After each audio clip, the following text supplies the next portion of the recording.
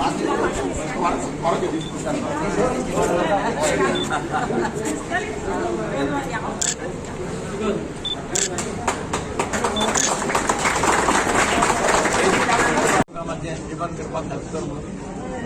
हांव गोंयभर भोंवता. काल पयर 3 दीस जाले 4 दीस जाले गोंयभर भोंवता आनी एक लक्षात येता गोंयांत की गोंयच्या प्रजेन एक निर्धार केल्लो आसा.